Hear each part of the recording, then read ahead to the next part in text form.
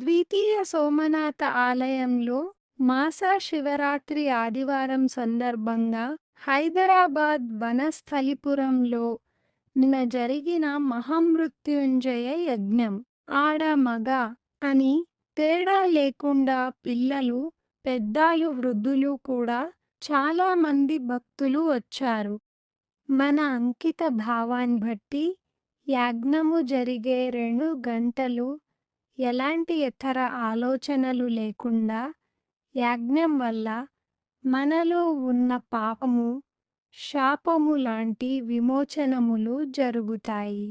అంతేకాకుండా కోరుకున్న కోరికలు తీరడం, సంతానం కలుగదాము, మనలో ఉన్న సర్వరోగములు తొలగిపోవడం, జాబ్స్ రావడం, పెళ్లి కాని వారికి పెళ్ళిళ్ళు జరగడం, ఇంట్లో ఉన్న గొడవలు తగ్గిపోవడం, వాస్తు దోషములు తొలగిపోవడం లాంటి సర్వ అరిష్టములు తొలగిపోవడం లాంటివి జరుగుతున్నాయి. ఆ తరువాత ప్రసాద వితరణ, గిరి ప్రదక్షిణతో యజ్ఞం ముగుస్తుంది. ప్రతి నెల జరిగే ఎలాంటి యజ్ఞాలు వరుసగా 11 చేసినచో ఎలాంటి డౌట్ లేకుండా మనకు సంపూర్ణ ఫలితాలు వస్తాయి.